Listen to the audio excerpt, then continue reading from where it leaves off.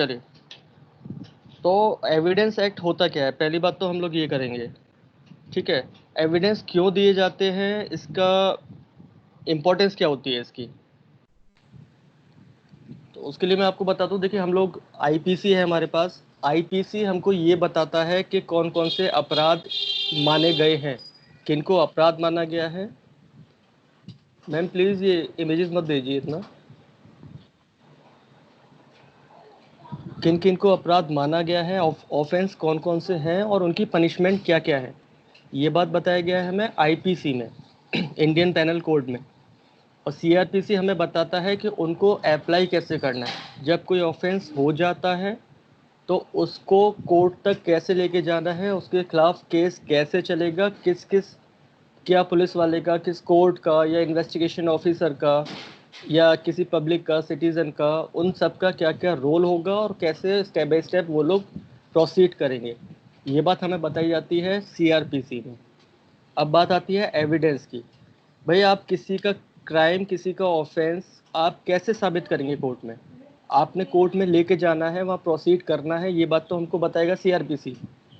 लेकिन उसके खिलाफ एविडेंस आपको देने हैं, कैसे देने हैं, कौन से एविडेंस माने जाएंगे, कौन से एविडेंस कब माने नहीं जाएंगे, कौन से एविडेंस कब देने हैं, कौन से रिलीवेंट एविडेंस हैं, कौन से इरिलीवेंट एविडेंस हैं, ये सब हमको बताता है एविडेंस एक्ट। ठीक है, इसलिए हम लोग एविडेंस एक्ट पढ़ेंगे, इसकी खुद अपनी एक वैल्यू है। चलिए, हम लोग इसको शुरू करते हैं सेक्शन 1 से। ठीक है, आप लोगों को इसको याद करना है, आपको ये याद रखना है कि सेक्शन 1 पे अभी क्या डिस्कस हुआ। अभी मैं अगर मान लो सेक्शन 10 पे मैं पहुंच गया तो मैं किसी से भी पूछ लूंगा सेक्शन 1 में क्या था। ठीक है, इस तरीके से हम लोगों को ये अपने आप याद हो जाएंगे। आप लोग एक बार में बता पाएंगे, 2 बार में नहीं बता पाएंगे, 3 बार में शायद नहीं बता पाएंगे, लेकिन चौथी बार जब वही चीज़ बार बार बार पूछी जाएगी तो आप लोग अपने आप बता देंगे, आपको अपने आप याद होने लगेंगे वो। ठीक है, तो इसलिए सब लोग अपने माइंड खोल कर सुनिएगा और माइंड में रिपीट करते रहिएगा इसको बार बार बार बार कि उस सेक्शन में क्या था। चलिए शुरू करते हैं। फर्स्ट सेक्शन इसका बोलता है short title, extend and commencement. This act may be called the Indian evidence act 1872। इसमें सबसे पहली चीज़ जो हम याद रखेंगे वो याद रखेंगे कि 1872 में ये एक्ट इम्प्लीमेंट हुआ था। ठीक है, it is 1872। It extends to the whole of India except the state of Jammu and Kashmir. ये चीज़ अब चेंज हो चुकी है, अब ये पूरे इंडिया में लागू होगा। यहाँ पे जो एक्सेप्शन है state of Jammu and Kashmir, वो अब हट गया है जब से 376 धारा हटी है। 35A और 370 जब से हटी है तब से ये चीज़ भी हट गई है, एक्सेप्शन। अब होल इंडिया में ये लागू होगा। It applies to all judicial proceedings in or before any court. It also applies to courts martial other than court martial convened under the Army Act, the Naval Discipline Act, the Indian Navy Discipline Act and the Air Force Act।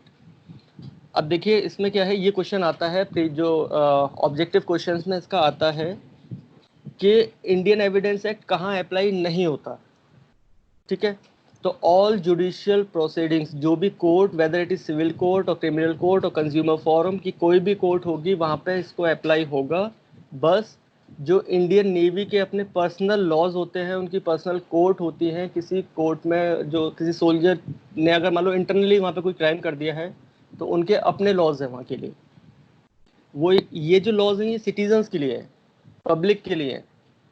ठीक है, लेकिन वो जो Indian force होती है उनके अपने personal laws होते हैं, उनकी अपनी पर्सनल कोर्ट्स होती हैं, ये वहाँ पे लागू नहीं होता।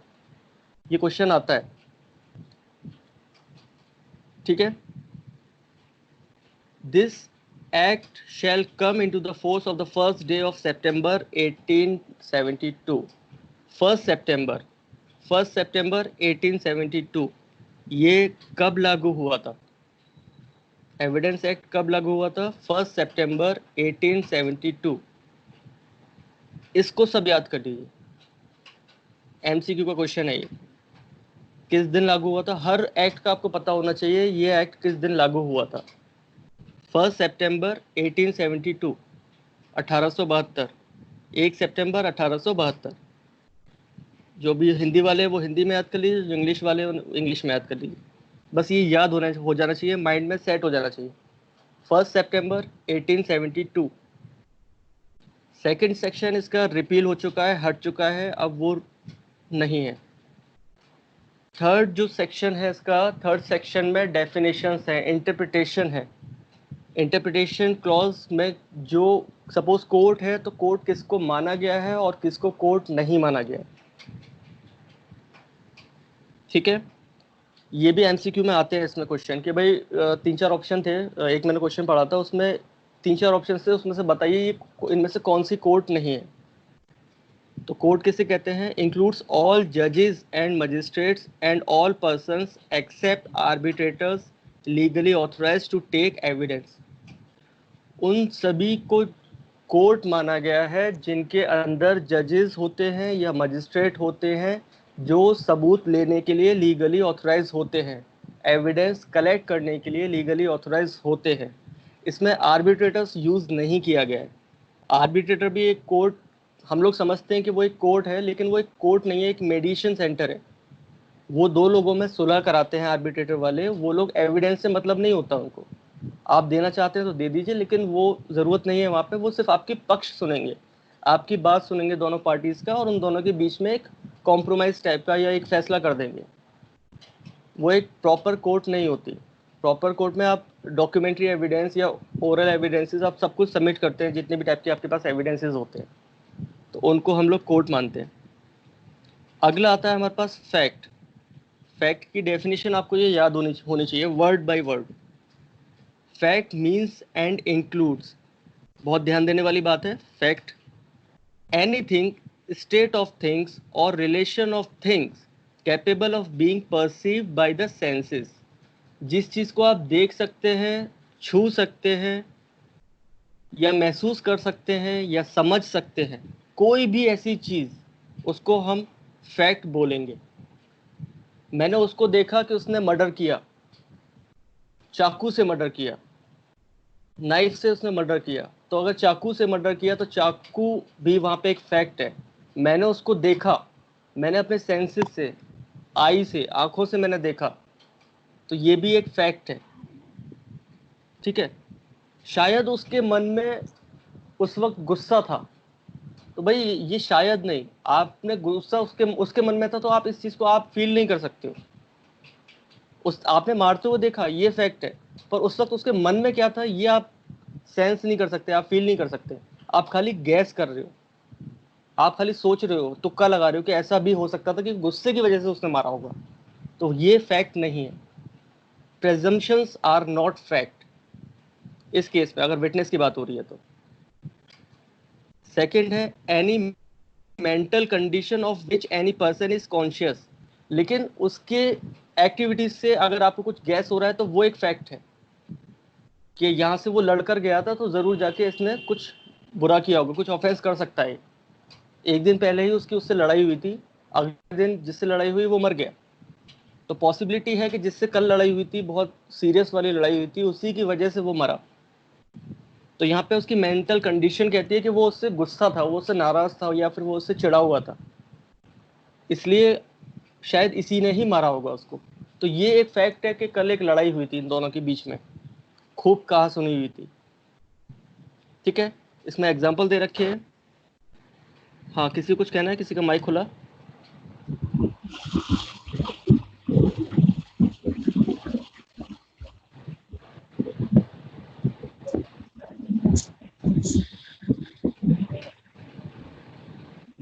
हेलो, किसी का माइक खुला, कुछ कहना है? अच्छा, दीपाली जी, दीपाली जी अपना माइक बंद कर दीजिए आप।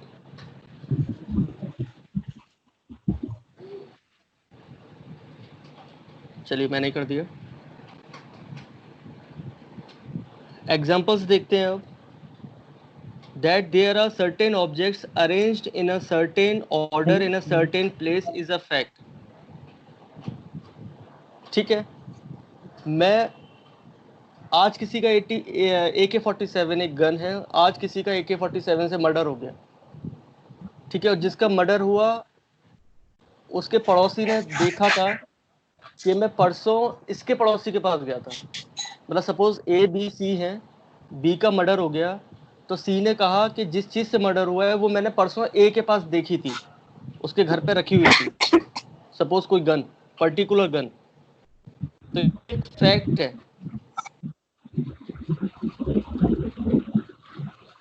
इसका माइक खुल रहा है। दीपाली जी अपना माइक बंद कर दीजिए प्लीज।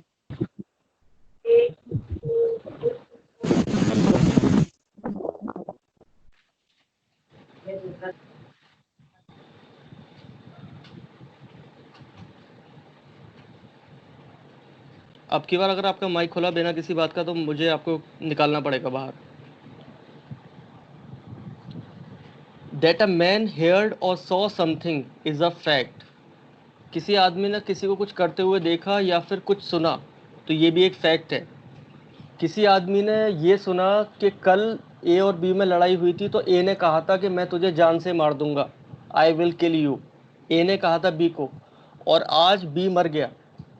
तो कल वाली जो ए की बात थी, अगर कोई विटनेस सी विटनेस अगर ये बात बता रहा है कोर्ट में कि ए, मैंने सुना था कि ए ने बी को कहा था ये बात कि मैं तुझे मार दूंगा, और उसके बाद बी मर गया अगले दिन, तो ये भी एक फैक्ट है। सी ने जो सुना वो एक फैक्ट है। और अगर ए और बी में एक दिन पहले ही लड़ाई हुई थी और अगले दिन बी मर गया, तो ए ने जो उन दोनों को, सी ने जो उन दोनों को लड़ते हुए देखा था ए और बी को, और उसमें बी बाद में अगले दिन मर गया, तो ये एक फैक्ट है। कोई भी चीज देखना, सुनना, समझना, सेंस करना, फील करना, टच करना, ये सब फैक्ट होते हैं, अगर अगर वो रिलीवेंट है उस केस से। भाई बी मरा है और पाकिस्तान में जेड लड़ाई कर रहा था, तो लड़ाई तो उसने किसी और से करी थी, अगले अलग देश की बात है, तो वो इससे रिलीवेंट नहीं है वो फैक्ट। इंडिया में कुछ हो रहा है और पाकिस्तान में कुछ हो रहा है, वो अलग बात है, तो वो इररिलेवेंट फैक्ट कहलाएगा। लेकिन बी ने लड़ाई हुई, बी और ए की लड़ाई हुई थी और बी अगले दिन मर गया अकेले अपने घर में, तो शक जाएगा ए पे इस फैक्ट की वजह से, क्योंकि ये फैक्ट रिलीवेंट है। जब बी का मर्डर हो गया तो पुलिस ये पता लगाना चाहेगी कि इसके कौन कौन दुश्मन थे, तो एक दिन पहले ही ए और बी में फाइट हुई थी, तो ये एक फैक्ट रिलीवेंट है, इस केस से डायरेक्टली जुड़ा हुआ फैक्ट है। ठीक है। Man has a certain intention, एक मिनट कौन सा, Soha, that a man said certain words is a fact. अब वही वाली बात है कि सी ने सुना था कि ए बी से कह रहा था कि मैं तुझे मार दूंगा, तो ये एक फैक्ट है, कुछ किसी का कुछ कही गई बात। That a man holds a certain opinion is a fact. किसी इंसान की इंटेंशन, मैंसरिया, या उसकी ओपिनियन या उसके विचार, ये भी एक फैक्ट है। Man acts in good faith or acts fraudulently or uses a particular word in a particular sense or is or was at a specified time conscious of a particular sensation are all facts. वो क्या बोलता है, वो क्या करता है, वो क्या सोचता है, या जस्ट क्राइम से पहले उसकी कैसी कंडीशन थी मेंटली और फिजिकली, वो क्या करना चाह रहा था, वो किसी चीज़ की प्रिपरेशन कर रहा था, या उसके अंदर कुछ ऐसी ओपिनियन थी, कुछ थॉट थे, तो ये सब फैक्ट से रिलेटेड होंगे। और जो फैक्ट्स रिलेटेड होते हैं डायरेक्टली टू द केस, उन्हीं को हम कहते हैं रिलीवेंट फैक्ट, और जो नहीं होते उनको हम कहते हैं इररिलेवेंट फैक्ट। ये बहुत कॉमन वर्ड्स हैं, ये एविडेंस की लैंग्वेज में बहुत ज़्यादा यूज़ किए जाते हैं। अब आता है relevant. Hello. Relevant sir sir हाँ जी। हेलो। हाँ हाँ, हाँ जी, हाँ जी, तो बताइए। सर ये सबसेक्शन, ये इसका फैक्ट का subsection 1 and subsection 2, if we read these two subsections then we can categorise into psychological facts and physical facts. क्योंकि सबसेक्शन 1 जो बात कर रहा है वो फिजिकल फैक्ट्स की बात कर रहा है which we can perceive by our senses, but जो सबसेक्शन 2 है वो मेंटल कंडीशन की बात कर रहा है, जो कि हम मतलब अपने साइकोलॉजी या मतलब ऐसे मेंटल कंडीशन से उसको परसीव करते हैं, नॉट बाय आवर सेंसेस। तो जैसे लास्ट में आपने ये जो बोला है that a man has a certain reputation, and वो उसके पहले वाले that a man holds a certain opinion, has certain intention, तो ये साइकोलॉजिकल फैक्ट्स में आएगा I think. Am I right? ये सर ये साइकोलॉजिकल फैक्ट है, या मेंटल फैक्ट्स भी बोल सकते हैं इनको, मेंटल राइट, कंडीशन उसकी, यस, है ना। हाँ जिसको जी, हम अपने मतलब सेंसेस से फील करेंगे वो फिजिकल फैक्ट्स में हो जाएगा, एंड वो सब दूसरा हो जाएगा, वो मेंटल या एग्जैक्टली साइकोलॉजिकल जो। एग्जैक्टली, और दोनों ही तो फैक्ट्स रिलेवेंट होंगे किसी भी केस में। यस, यस, ठीक है। हाँ जी। अब बात करते हैं, अब रिलीवेंट की हम लोग बात कर रहे हैं, तो रिलीवेंट फैक्ट होता क्या है? वैसे तो मैं समझा चुका हूँ कई बार, अभी रिपीट हो चुका है, लेकिन एक बार पढ़ लेते हैं इसको। Relevant simply means appropriate to the time period और सर्कमस्टांसेस। कोई भी ऐसे फैक्ट, अब फैक्ट्स तो आप लोगों को समझ में आ गए, लेकिन रिलीवेंट फैक्ट कौन से होते हैं? कोई भी ऐसे फैक्ट्स जो कि एप्रोप्रिएट हो, मतलब काफ़ी हद तक रिलेट कर रहे हो उस केस से, उस पर्टिकुलर केस से, टू द टाइम पीरियड और सर्कमस्टांसेस। भाई आप देखिए, मैं आपको समझाता हूँ इस चीज़ को, रिलीवेंट कैसे होगा। ए और बी में फाइट हुई, ठीक है। अब अगले दिन बी मर गया पॉइजन की वजह से, ठीक। अब वैसा ही सेम पॉइजन ए को 1 घंटे पहले खरीदता हुआ देखा गया था। सेम पॉइजन ए ने थोड़ी देर पहले ही खरीदा था। तो ये एक रिलीवेंट फैक्ट है कि भाई उस ए ने ही खरीदा था, इसका मतलब ए ने ही मर्डर किया है बी का। अब यही अगर बी का मर्डर हो गया किसी पॉइजन से, और वो पॉइजन ए ने खरीदा था 2-3 साल पहले, तो ये इसका कोई रिलेशन ही नहीं बन रहा आपस में कि भाई 2-3 साल पहले खरीदा था। 2-3 साल पहले तो कोई जानते भी कहाँ होंगे ए और ए बी को और बी ए को, ठीक है। लेकिन 1 घंटे पहले ही खरीदा गया था, तो ये एक रिलेवेंट फैक्ट कहलाएगा ऐसे केसेस में। One fact is said to be relevant to another when the one is connected with the other in any of the ways referred to in the provisions of this act relating to the relevancy of fact। ठीक है। तो अगर ऐसा है तो ऐसे cases जो कि टाइम से या प्लेस से और सर्कमस्टांसेस से ये एक दूसरे से रिलेट कर रहे हो, ऑफेंस से रिलेट कर रहे हो, तो वो रिलीवेंट फैक्ट कहला जाएगा। और अगर नहीं कर रहे हैं तो उनको बोलेंगे इररिलेवेंट फैक्ट। ठीक है। Facts in issue, facts in issue क्या होते हैं भाई? वही वाली बात है, अगर ए ने मारा बी को पॉइजन से, ठीक है, तो फैक्ट इन इशू क्या क्या होंगे यहाँ पे? क्या बी मरा? क्या बी मर गया, जो हम 302 सेक्शन लगाएंगे आईपीसी का उस पर, ठीक है। पहला क्वेश्चन तो यही होगा, क्या बी मरा? कि भाई हाँ मर गया, डेड बॉडी है, पोस्टमार्टम हो गया, पॉइजनस डेथ है, ये पता चल गया उसमें, ठीक है, ये फैक्ट क्लियर होगा। क्या ए ने ही बी को मारा? फैक्ट इन इशू मतलब कोर्ट में किन किन टॉपिक्स पर बहस होगी, वो होते हैं हमारे फैक्ट्स इन इशू, ठीक है। जो प्रोसिक्यूशन होगा, जो पुलिस होगी, वो प्रूफ करना चाहेगी फैक्ट्स इन इश्यूज को, कि हाँ भाई ये चीज़ है, उसको प्रूफ कर रहे हैं, उसको अपनी तरफ से एविडेंस देने होंगे। और जो एक्यूज्ड होगा, जो डिफेंस कर रहा होगा अपना, उसको इन फैक्ट्स एंड इशू को खारिज करना है कि नहीं, ये जो फैक्ट्स एंड इशूज में है ये सब गलत है।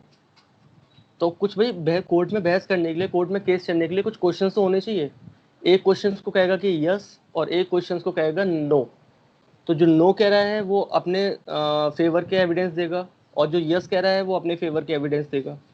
तो वो क्वेश्चंस कौन से होने चाहिए, उन्हीं को बोलते हैं फैक्ट्स इन इशू, जो कोर्ट में डिसाइड होते हैं प्लेंटिफ के, प्लेंट के, और डिफेंडेंट के, डब्ल्यूएस के, ठीक है, रिटन स्टेटमेंट। इन दोनों में जो बातें सिमिलर नहीं होंगी, जो जो जिस जिस टॉपिक्स पे दोनों अपोज कर रहे होंगे एक दूसरे की बात, उन्हीं बातों को फैक्ट्स इन इशू या क्वेश्चंस हम लोग बना लेते हैं कोर्ट में। और ये काम होता है कोर्ट का, जज का होता है, जिसके यहाँ केस चल रहा होता है। और वो जज दोनों जो वकील हैं उनकी हेल्प ले सकता है इसमें। ये भी हमें सीआरपीसी में, सीपीसी में गिवन है एक ऑर्डर में उसमें, ठीक है। तो फैक्ट इन इशू पढ़ते हैं हम लोग। Simply speaking, when plaintiff mentions a fact and the other party denies it, this gives rise to the facts in issue. किसी पर्टिकुलर फैक्ट पर एक पार्टी कह रही है कि ऐसा हुआ, एक पार्टी कह रही है कि ऐसा नहीं हुआ, तो उसी को फैक्ट इन इशू बना लेंगे। वही मुद्दा बन जाएगा पूरी केस का। उसी मुद्दे पे दोनों की बहस होगी, दोनों पार्टियों की।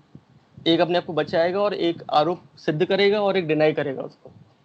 When plaintiff mentions a fact and the other party denies it, This gives rise to the facts in issue. According to the Act, facts in issue means and includes. अब facts in issue क्या होते हैं और इनमें क्या क्या होता है? Any fact from which either by itself or in connection with other facts, the existence, non-existence, nature or extent of any right, liability or disability asserted or denied or any suit or proceeding necessarily follows. अब जैसे कि मैंने आपको बताया था कि ए ने B को मारा और 1 घंटे पहले ही ए को पॉइजन खरीदता हुआ देखा गया था, तो ए तो पहले या तो ये प्रूफ करेगा कि सर मैंने पॉइजन नहीं खरीदा था। मान लो उसका कोई विटनेस है, विटनेस का अगर मैंने ए को देखा था, वो मेडिकल शॉप पे गया था और इसी टाइप की कुछ बॉटल खरीद रहा था वो, तो वो ये प्रूफ करेगा कि भाई वो बॉटल वैसी दिखती है उस पॉइजन जैसी, लेकिन वो क्या था उसमें एक्चुअली, तो ये प्रूफ करना पड़ेगा एक्यूज्ड को। ठीक है, तो ये होता है फैक्ट इन इशू। ऐसे फैक्ट्स जिसपे एक हाँ कर रहा हो और एक उसे डिनाई कर रहा हो, उन्हीं को फैक्ट इन इशू बना लेते हैं, और एक उस पर अपना डिफेंस में एविडेंस देगा और एक उसके फेवर में देगा एविडेंस अपनी बात को प्रूव करने के लिए।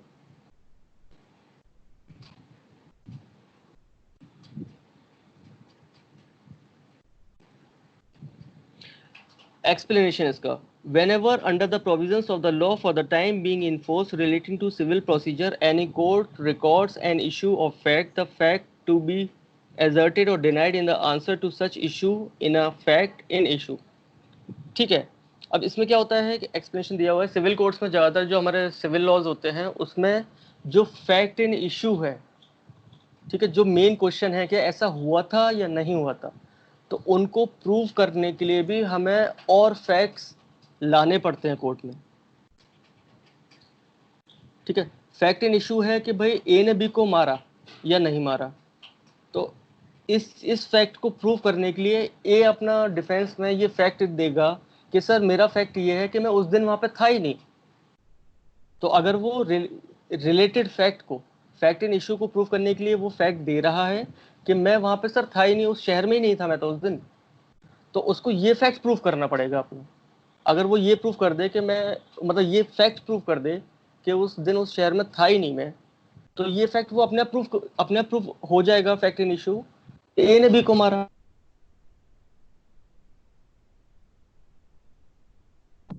ठीक है, इलस्ट्रेशन देख लेते हैं, इसका एग्जांपल देख लेते हैं। Ramesh is accused for the murder of Jignesh. Ramesh पे आरोप है कि उसने जिग्नेश को मारा। At the trial the following facts may be in issue. अब जो ट्रायल जब शुरू होगा, जब कोर्ट में केस शुरू होगा, तो इन फैक्ट को हम फैक्ट इन इशू बनाएंगे। क्या क्या क्वेश्चंस होंगे अगर इस मुद्दे पे अगर केस चला, तो फैक्ट इन इशू वो कौन कौन।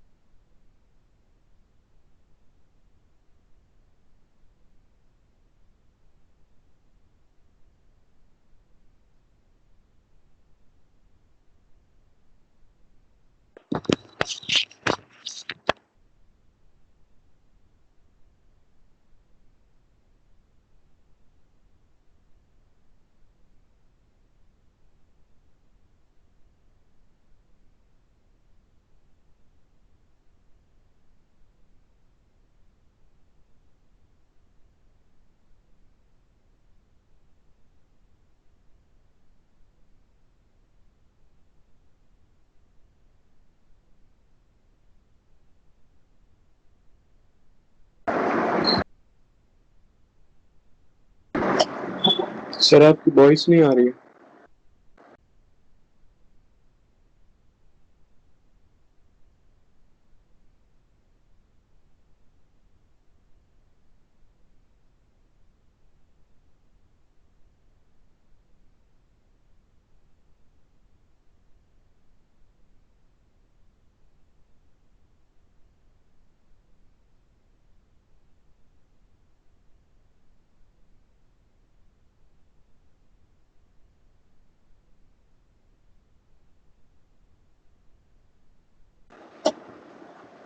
सर आपकी वॉइस नहीं आ रही है। ओके, सॉरी सॉरी, अब आ रही है क्या? हेलो। अब आ रही है सर। Okay okay. तो that Ramesh causes Jignesh that, क्या रमेश ने ही जिग्नेश को मारा? पहला फैक्ट इन इशू ये बनेगा। दूसरा बनेगा, क्या रमेश की कोई इंटेंशन थी जिग्नेश को मारने की? अगर अगर प्रोसिक्यूशन पुलिस वाले अगर उसकी इंटेंशन प्रूव कर देते हैं तो इसकी पॉसिबिलिटी बढ़ जाती है कि भाई रमेश ने ही मारा होगा जिग्नेश को। ठीक है, अगर उसकी इंटेंशन थी ही नहीं तो कैसे मान लेगा भाई, वो मारना चाहता ही नहीं था तो उसने क्यों मारा होगा? ठीक है, तो फैक्ट इन इशू ये बन जाएगा। अगला है कि that at the time of murder Ramesh was out of the town. अब रमेश ने बोला, पहले ही बोल चुका था कि सर मैं तो वहां पे था ही नहीं। ठीक है, तो जो प्रोसिक्यूशन है, जो पुलिस वालों के जो वकील हैं, जो प्रोसिक्यूशन एडवोकेट बोलते हैं उसे, तो जो प्रोसिक्यूटर है वो ये प्रूव करेगा कि सर नहीं, ये झूठ बोल रहा है, ये उस दिन बाहर नहीं था, उस दिन ये यहीं पे था। अब उसके एविडेंस लाएगा, वो उसे प्रूफ उसको करना है कि कोई सीसीटीवी कैमरा मिल जाए या उसकी मोबाइल की लोकेशन मिल जाए या कोई ऐसा विटनेस मिल जाए जिसके संग इसने बात करी होगी रमेश ने उस दिन इसी शहर में इसी टाइम पर। तो ऐसे एविडेंसेस प्रोसिक्यूटर ढूंढेगा और लेकर आएगा, पुलिस वालों को ढूंढना होगा और वो लेकर आएंगे, सबमिट करेंगे कोर्ट में। तो ये फैक्ट इन इशू क्वेश्चन में आ जाएगा, इसलिए ये फैक्ट इन इशू बन जाएगा। All the above are facts related to this case, और ये सारे ही फैक्ट्स जो है वो इस केस से रिलेटेड हैं। उसके बाद आता है हमारा डॉक्यूमेंट्स। एक होता है हमारा डॉक्यूमेंट्री एविडेंस। डॉक्यूमेंट्री एविडेंस जरूरी नहीं है कि सिर्फ पेपर पे ही हो, कोई भी ऐसा एविडेंस जो एक चीज हो, पेपर भी एक थिंग है, कोई भी ऐसी चीज जिसको हम छू सकें, टच कर सकें, वो सब डॉक्यूमेंट्री एविडेंसेस में आ जाते हैं। कई लोग समझते हैं कि पेपर पे कुछ रिटन हो, एग्रीमेंट हो या किसी प्रॉपर्टी के पेपर्स हो, सिर्फ वही डॉक्यूमेंट्री एविडेंस है, ऐसा नहीं होता। कोई फिंगरप्रिंट्स, किसी बॉटल पे किसी के फिंगरप्रिंट्स, किसी गन या नाइफ पे भी कोई फिंगरप्रिंट्स है तो वो भी डॉक्यूमेंट्री एविडेंस, उनको भी बोला जाता है। डॉक्यूमेंट्री एविडेंस क्या होते हैं? डॉक्यूमेंट्स क्या होते हैं? मींस एनी मैटर एक्सप्रेस्ड और described upon any substance by means of letter, figures or marks, or by more than one of those means intended to be used or which may be used for the purpose of recording that matter। ठीक है, किसी भी कोई भी चीज पर कोई कुछ लिखा हो, कुछ शब्द हो या कुछ मार्क्स, कोई मार्क हो या कोई फिगर बन रही हो, आकृतियां बन रही हो, तो इन सब चीजों को भी हम डॉक्यूमेंट कहते हैं, जो कि अगर किसी केस से रिलेटेड है और उस केस में सबमिट किया जा सकता है तो उसको हम डॉक्यूमेंट्री एविडेंस बोलेंगे। जैसे कि simply understand that or writing is a document. ठीक है, पता है हमको, map, plans, sketches, prints, photographs etcetera are all documents. ये सब भी डॉक्यूमेंट होंगे। जैसे कि राइटिंग इज अ डॉक्यूमेंट, ठीक है, हमें पता है भाई, कोई लिखा हुआ हो तो वो एक डॉक्यूमेंट होता है। वर्ड्स प्रिंटेड, लिथोग्राफ्ड और फोटोग्राफ्ड आर डॉक्यूमेंट्स। उसकी फोटोस्टेट्स भी वो डॉक्यूमेंट मानी जाती है। इसका मतलब ये नहीं है कि सिर्फ फोटोस्टेट ले जाके वो एक रिलीवेंट डॉक्यूमेंट हो जाएगा, केस में प्राइमरी एविडेंस हो जाएगा। ठीक है, वो डॉक्यूमेंट है, वो अलग अलग केसेस में अलग अलग टाइप के डॉक्यूमेंट्स एविडेंस बन जाते हैं बाद में। An inscription on a metal plate or stone is a document. A caricature is a document. Evidence क्या होता है? Simply evidence means proof, confirmation, in Hindi सबूत। कोई भी ऐसी चीज जो किसी फैक्ट को प्रूव कर रही हो या कंफर्म कर रही हो, ठीक है, किसी फैक्ट का सपोर्ट कर रही हो, तो वो एविडेंस कहलाता है। ए ने बी का मर्डर किया चाकू से, अब वो चाकू मिला और चाकू पे ए के ही फिंगरप्रिंट्स थे, तो ये चीज कंफर्म कर रही है, प्रूफ है कि भाई ए ने ही मारा बी को। तो वो जो नाइफ है वो एक डॉक्यूमेंट बन जाएगा, डॉक्यूमेंट्री एविडेंस बन जाएगा। अब एविडेंस भी दो टाइप के होते हैं, ओरल एविडेंस और डॉक्यूमेंट्री एविडेंस। ओरल एविडेंस क्या होता है? All statements which the court permits or requires to be made orally before it by witnesses in relation to matters of fact under inquiry. जब court अपना trial शुरू करती है, उससे पहले इंक्वायरी करती है, तो इंक्वायरी में वो विटनेसेस को बुला के सबसे पहले गवाही ले लेती है, सारे विटनेसेस की। प्रोसिक्यूशन के विटनेसेस को सबसे पहले बुलाती है, उसके बाद फिर एक्यूज के विटनेसेस को बुलाया जाता है डिफेंस के। तो ओरल एविडेंस जितने भी विटनेसेस होंगे जो उन्होंने देखा, जो फील किया, जो महसूस किया, जो समझा वहां पे, वो सब विटनेसेस आकर अपना ओरल बयान वहां पे देंगे, अपने स्टेटमेंट्स कोर्ट के सामने देंगे। उनको हम बोलते हैं ओरल एविडेंस। डॉक्यूमेंट्री एविडेंस क्या होता है? All document including electronic records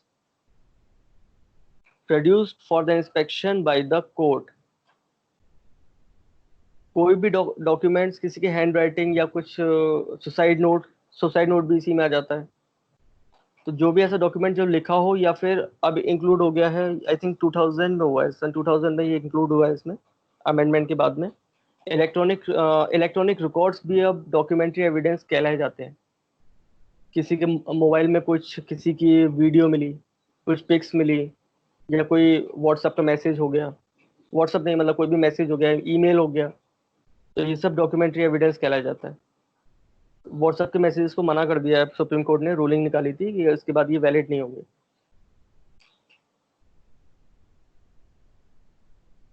proved, कब कहा जाता है कि कोई भी चीज प्रूव हो चुकी है, साबित कोर्ट में हो चुकी है, कब माना जाएगा?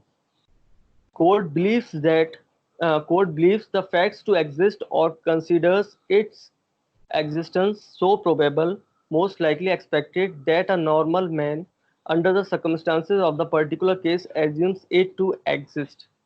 ये बहुत ही इन्होंने सिंपल कर दिया है कि किसी चीज को प्रूफ तभी माना जाएगा, बिल्कुल उसी तरीके से जब एक आम इंसान के सामने आप कोई बात कह रहे हो, कोई सबूत के साथ में, कोई एविडेंस के साथ में, तो वो इंसान उस बात पे विश्वास कर ले।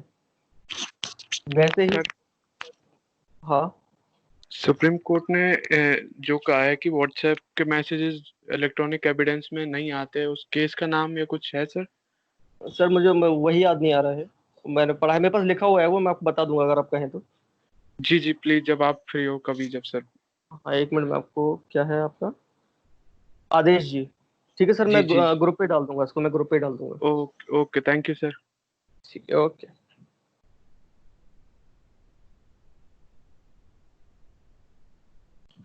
तो भाई प्रूफ कब मानी जाएगी? Court believes the facts to exist or considers it existence so probable, most likely expected, that a normal man under the circumstances of particular case assumes it to exist. तो ये कहता है कि कोई चीज प्रूफ तभी मानी जाएगी जब कोर्ट उस किसी चीज को विश्वास कर ले उस केस में, जब उसको ना विश्वास करने की कोई वजह ना हो। ठीक है, बिल्कुल उसी तरीके से जिस तरीके से एक आम इंसान किसी चीज को इस तरीके से विश्वास कर लेता है कि उसको विश्वास ना करने की कोई वजह ना हो। जैसे कि मेरे सामने एक गिलास है, गिलास में पानी है, तो वो आधा गिलास खाली है। ठीक है, तो मैं क्या समझूंगा उसको? भाई मेरे सामने प्रूफ हो चुका है कि इसमें आधा गिलास खाली है और आधा गिलास भरा हुआ है। बिल्कुल उसी तरीके से कोर्ट भी, अगर कोई ना मानने की कोई वजह होगी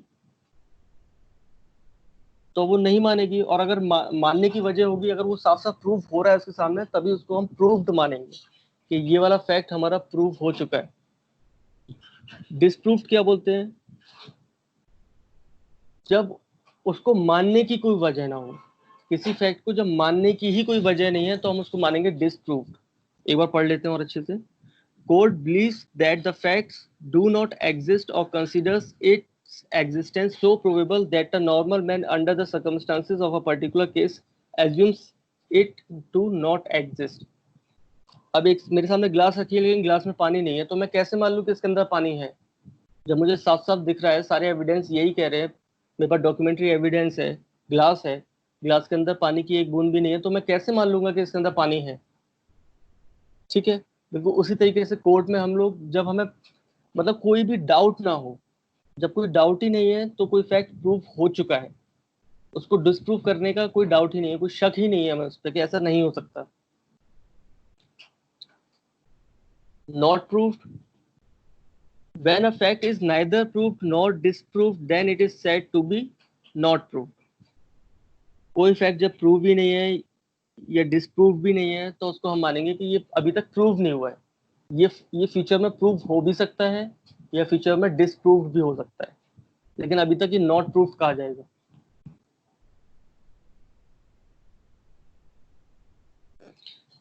अब आता है हमारा मे प्रेज्यूम। तीन होते हैं हमारे पास, मे प्रेज्यूम, शैल प्रेज्यूम और कंक्लूसिव प्रूफ। ठीक है, मे और शैल ये इंटरप्रिटेशन लॉ में भी है हमारा। मे में बोलते हैं जब किसी चीज को, वो कोर्ट की डिस्क्रिप्शन पर डिपेंड करता है जब। ठीक है, आपने कई जगह सुना होगा the court shall, the magistrate shall, या फिर द मजिस्ट्रेट में। तो मे कहाँ आता है, शैल कहाँ आता है, ये इंटरप्रिटेशन क्लॉज का जो हमारा इंटरप्रिटेशन ऑफ इंस्टीट्यूट्स जो सब्जेक्ट है उसमें आपने पढ़ लिया होगा। मैं यहाँ पे एक बार रिपीट कर देता हूँ शॉर्ट में। मे प्रेज्यूम तब बोलते हैं जब किसी काम को करना मैंडेटरी नहीं होता है। मे और शैल की बात कर रहा हूँ, खाली एविडेंस एक्ट की बात नहीं कर रहा हूँ मैं। मे और शैल की बात कर रहा हूँ बस। मे प्रेज्यूम तब बोलते हैं जब कोई मैंडेटरी नहीं होता, बट कोर्ट की, अगर कोर्ट के लिए बात कही गई है, मजिस्ट्रेट के लिए बात कही गई, तो उसके ऊपर आइदर पुलिस के लिए मे यूज किया गया तो पुलिस के ऊपर वो अपनी डिस्क्रिशन से किसी पावर का जब यूज कर सकते हैं, अगर वहां पे मे लगा है तो। और शैल लगा है तो वो उनके लिए मैंडेटरी होता है कि भाई आपको ऐसा करना ही करना होगा। ठीक है, अब यहाँ पे आता है मे प्रेज्यूम और शैल प्रेज्यूम। whenever it is provided by this act that may presume a fact, that the court may presume a fact, it may either regard such facts as proved unless and until it is disproved, or may call for proof for it. देखिए यही वो जो चीजें हैं, मैं मुझे खैर ये बात बोलनी नहीं चाहिए यहाँ पे, लेकिन मैं अपने एक्सपीरियंस से बता रहा हूँ, जो मुझे कोर्ट का एक्सपीरियंस हो गया है, कि यही वो पॉइंट्स हैं जहाँ पे एक जज रिश्वत ले लेता है। ठीक है, इन्हीं पॉइंट्स का फायदा उठाते हुए। अब कैसे, मैं बताता हूँ आप लोगों को कैसे करता है वो। इसमें लिखा है whenever it is provided by this act that the court may presume a fact। ठीक है, इस एक्ट में आगे हम लोग पढ़ेंगे तो कई जगह मे का यूज किया गया वर्ड का, कई जगह शैल का यूज किया गया। तो अगर कोई एक्यूज्ड है, वो बहुत बहुत बढ़िया अपनी तरफ बहुत बढ़िया से बढ़िया सबूत लेकर आया है, वो एविडेंस लेकर आया है जो काफी अच्छी उसकी श्योरिटी कर दे रहा है कि वो बेगुनाह है। ठीक है, लेकिन उसी सेक्शन में, जिस सेक्शन की के अंडर वो कोई एविडेंस जमा कर रहा है एक्यूज्ड अपना लाके, उसी सेक्शन के अंडर वर्ड दे रखा है मे प्रेज्यूम। तो अगर जज अगर रिश्वतखोर होगा, अगर बेईमान कोई होगा, वैसे होते नहीं है और मैं किसी को बुरा नहीं बोल रहा हूँ, प्लीज कोई माइंड मत करना। तो अगर उस सेक्शन में अगर मे वर्ड लिखा होगा और जज अगर रिश्वत लेना चाह रहा होगा, तो वो मालूम है वो फैक्ट कितना भी अच्छा हो, अगर 100% श्योर नहीं है तो वो मना कर देगा कि भाई मैं नहीं ले रहा इसको। या अगर एक्यूज को या उसके वकील को ये पता चल जाए कि जज ऐसा है, तो इस केस में वो रिश्वत देगा कि सर मे प्रेज्यूम है, इसको हमारे हमारे सपोर्ट में प्रेज्यूम कर लीजिए। ठीक है, इसके बदले में आप इतने पैसे ले लीजिए। और जहाँ पे शैल प्रेज्यूम है, तो जज चाह के भी उसको नहीं हटा सकता, उसकी अपोज नहीं कर सकता उस सेक्शन को, जैसा लिखा है वैसे ही करना पड़ेगा। लेकिन जहाँ पे बात आती है उसकी डिस्क्रिशन पे, कोर्ट की सूझबूझ पे, तो कोर्ट ऐसा काम कर देते हैं कुछ जजेस ऐसे केसेस में, ऐसे सेक्शंस की हेल्प से। ठीक है, तो हर जज कितना भी बेईमान हो, वो हर केस में पैसे नहीं खा सकता कभी भी। ये महीने 2 महीने में ही एक आध केस ऐसे आते हैं जो इतना उन्हें मिल जाता है मौका, जहाँ पे डिस्क्रिशन की बात आ जाती है। कुछ पॉइंट्स पे ही कर सकते हैं गड़बड़, हर पॉइंट पे नहीं कर सकते। चलिए खैर, ये इस बात को भूल जाइएगा प्लीज सब लोग। शैल प्रेज्यूम। अब शैल प्रेज्यूम क्या होता है, whenever it's directed by this act that the court shall presume a fact, it shall regard such fact as proved। जब कोर्ट को लगेगा कि इसको उसको ये चीज प्रेजम्पशन करनी ही पड़ेगी कि भाई ये बेगुनाह है या फिर यही गुनहगार है, ये प्रेज्यूम करना ही पड़ेगा। अगर इस कैटेगरी का फैक्ट आ गया, एविडेंस आ गया, तो कोर्ट को मानना ही पड़ेगा। It shall regard such fact as proof unless and until it is disprove. तो कोर्ट को मानना ही पड़ेगा कि भाई ये फैक्ट प्रूफ हो चुका है। मान यहाँ पे देखिए प्रिजम्पशन की बात हो रही है कि कोर्ट ऐसा मान लेगा कि भाई हाँ ये फैक्ट सही है, तब तक मानेगा जब तक कि उसको अपोज करने के लिए कोई नया फैक्ट या नया एविडेंस नहीं आ जाता। ठीक है, मतलब ऊपर जो कंडीशंस है मे प्रेज्यूम और शैल प्रेज्यूम, अगर मैं शैल प्रेज्यूम की खास करके बात करूं तो उसमें वो तब तक ही मानेगा जब तक कि उसका कुछ अपोज में एविडेंस नहीं आ जाता। लेकिन अब बात आ रही कंक्लूसिव प्रूफ की। तो कंक्लूसिव प्रूफ वो प्रूफ्स होते हैं जब अगर कोर्ट ने मान लिया है कि ये फैक्ट एकदम प्रूव हो चुका है, तो कोई गुंजाइश ही नहीं बचती कि ये फ्यूचर में कभी डिसप्रूव भी हो सकता है। ठीक है, एक फैक्ट है कि भाई बी मर गया, तो ये फ्यूचर में कभी इसकी पॉसिबिलिटी है ही नहीं कि बी दोबारा से जिंदा होकर वापस आ जाए। अगर 7 साल से अगर कोई इंसान लापता है, तो एक जगह 7 साल दे रखा है, एक जगह 10 साल दे रखा है, अगर इससे ज्यादा कोई इंसान लापता होता है, उसके बारे में कोई कांटेक्ट नहीं होता किसी का भी, तो ये प्रिज्यूम हो जाता है, court will presume, shell presume आएगा यहाँ पे, कोर्ट ये प्रिज्यूम कर लेती है कि वो इंसान अब इस दुनिया में नहीं है, मर चुका है, तो वहां पे शैल प्रिज्यूम आएगा। और कंक्लूसिव प्रूफ वो तब कहलाएगा जब उसकी डेड बॉडी ही सामने है, पोस्टमार्टम हो चुका है, तो वो कंक्लूसिव प्रूफ आ जाएगा कि भाई अभी जिंदा नहीं हो सकता। लेकिन वो शैल प्रिज्यूम अगर कर रहे थे उसके लापता होने के बाद, तो ये पॉसिबिलिटी हल्की सी तो है कि 10 साल बाद वो आ जाए वापस, तो वो शैल प्रिज्यूम हो जाएगा उस केस में। और अगर डेड बॉडी सामने है तो कंक्लूसिव प्रूफ हो जाएगा। ठीक है,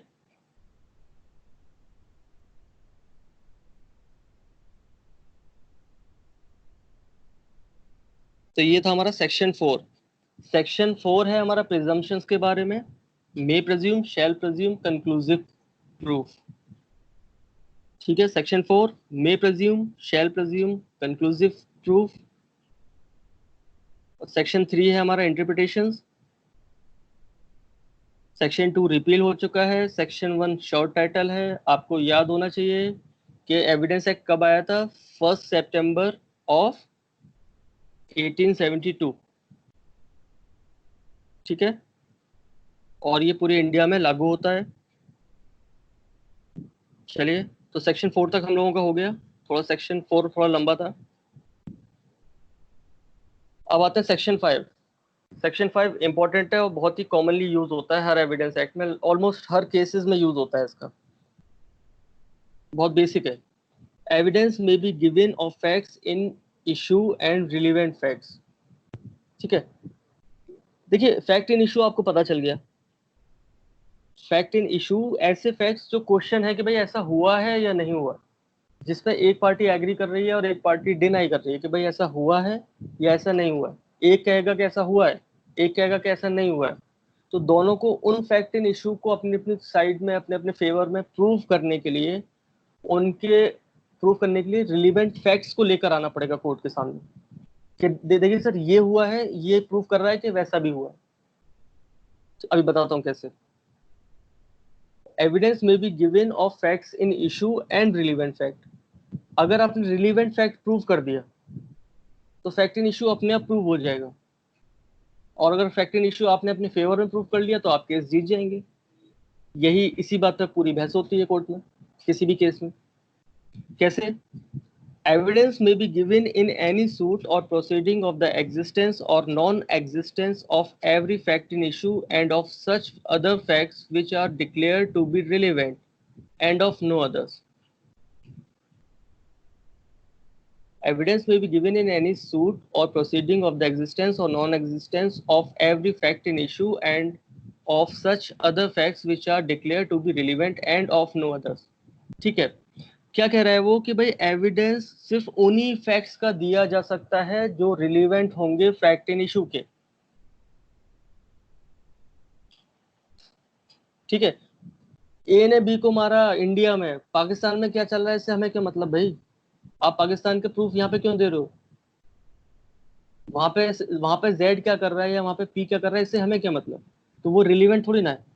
ऐसे रिलीवेंट फैक्ट्स को आपको देना पड़ेगा जो फैक्ट इन इश्यू को या तो प्रूव करते हो या डिसप्रूव करते हो, या तो साबित करते हो या खारिज करते हो। ऐसे रिलीवेंट फैक्ट्स आपको देने पड़ेंगे फैक्ट्स इन इशू को प्रूव करने के लिए। ठीक है, तो इसमें कंडीशन यही है कि फैक्ट्स इन इशू को प्रूव करने के लिए जो आप फैक्ट देंगे, जो सबूत देंगे, एविडेंस देंगे, वो रिलीवेंट होने चाहिए। और हर एविडेंस अपने आप में एक फैक्ट होता है, ये बात भी पता होनी चाहिए आपको। हर एविडेंस भी अपने आप में एक फैक्ट होता है। And of no others. Note, this section shall not enable any person to give evidence of a fact which he is disentitled to prove by any provision of the law for the time being in force relating to civil procedure.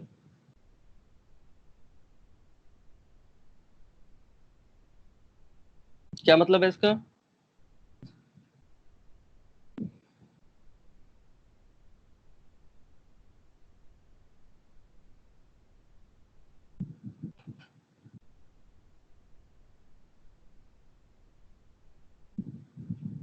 This section shall not enable any person to give evidence of a fact which he is entitled to prove by any provision of the law for the time being in force relating to civil procedure. इसके ऊपर एक point था मेरे पास, चलिए इसको देखता हूँ, मैं आपको बताता हूँ फिर बाद में। Illustration, is tried for the murder. हाँ हेलो, हाँ सर, तो इसको एक्सप्लेन कर सकते हैं। This section shall not enable any person to give evidence of a fact which he is entitled to prove by any provision of the law। तो मतलब law के किसी भी प्रोविजन से अगर उसको ही is not entitled to prove that fact, मतलब वो पर्सन ही एलिजिबल नहीं है वो फैक्ट वो एविडेंस देने के लिए, तो ये जो है ये सेक्शन उसको अलाउ नहीं करेगा वो एविडेंस देने के लिए। ओके ओके, हाँ मतलब ए और बी में बात हो रही है, ए और बी का केस चल रहा है, तो अगर सी किसी तरीके से रिलेटेड नहीं है उस केस से तो वो आके कोई राइट, एविडेंस नहीं देगा कोर्ट में। हाँ हाँ हाँ, अगर किसी भी Exactly. किसी लॉ से उसको बार किया गया है कि you are not eligible to give evidence in this matter, तो वो ये सेक्शन उसको अलाउ नहीं करेगा एविडेंस देने के लिए। ठीक है। Yes sir. सबको आया समझ में एक बार, या रिपीट कर दूं मैं? ये ठीक है, आ गया होगा सबको? हेलो, हाँ जी मैम। और ये सिविल प्रोसीजर के लिए ही लागू है, बाकी सारों के लिए नहीं। हाँ यहाँ हाँ जी लिखा मैम, गया ये है ना, ये इनफोर्स ये हाँ relating to civil procedure, only exactly जहाँ पर सिविल केसेस चल रहा है वहाँ पर ही लागू है, बाकी के लिए एग्जैक्टली मैम, ये क्योंकि जो क्रिमिनल केसेस होते हैं, जो ऑफेंस होते हैं, उसको कोई भी हाँ पब्लिक में से हाँ, कोई भी आके क्रिमिनल जिसने, मैटर में कोई भी आके साक्षी दे सकता है, मतलब विटनेस हो सकता है। सिविल हाँ प्रोसीजर में जो जो पार्टी है वही लोग आके विटनेस बन सकते हैं। आउट ऑफ मतलब केस, वो केस के जो लोग रिलेटेड है नहीं वो लोग आके नहीं दे सकते हैं। एग्जैक्टली। तो ठीक है, हमारा सेक्शन 5 बताता है कि हम एविडेंस खाली एविडेंस जो हम देंगे वो देंगे फैक्ट्स इन इशू को या रिलेवेंट फैक्ट्स को प्रूव करने के लिए। एविडेंस में be given of facts in issue and relevant facts. ठीक है, कोई भी फैक्ट इन इशू या उन फैक्ट इन इशू से जो रिलेवेंट फैक्ट्स है उनको प्रूव करने के लिए ही हम एविडेंस देंगे खाली। ठीक है, सेक्शन 5 याद रख लीजिएगा सब लोग। सेक्शन 5 अभी पूछूंगा मैं 2 मिनट में। सेक्शन 6 बहुत ही इंपॉर्टेंट है, relevancy of facts forming part of same transaction. ठीक है, वो फैक्ट्स जो एक कंटिन्यू लगातार किए गए एक्ट या एक के बाद एक किए गए एक्ट से रिलेटेड है, उनमें से किसी भी फैक्ट से रिलेटेड है कोई भी ऐसा फैक्ट, तो वो रिलेवेंट माना जाएगा। ठीक है, पढ़ते हैं समझते हैं इसको। Facts which though not in issue are so connected with a fact in issue as to form part of the same transaction are relevant whether they occurred at the same time and place or at different times and place। ठीक है, कोई भी fact अगर किसी बहुत सारे fact से जो किसी ऑफेंस की तरफ जा रहा है अगर उनसे रिलेट कर रहे हैं तो वो भी रिलीवेंट फैक्ट माना जाएगा और उसकी भी वैल्यू होगी। कोई बोला क्या? अच्छा ठीक है, एग्जाम्पल पढ़ते हैं उसको समझते हैं। A is accused of waging war against the government of India by taking a part in an armed insurrection in which property is destroyed, troops are attacked, and goals are broken open. The occurrence of these facts is relevant as forming part of the general transaction, though A may not have been present at all of them। ठीक है, ए पे आरोप लगा है कि भाई ए ने government के खिलाफ जो वॉर होने वाली थी या विद्रोह होने वाला था उसमें उसने पार्टिसिपेट किया। तो अगर ए ने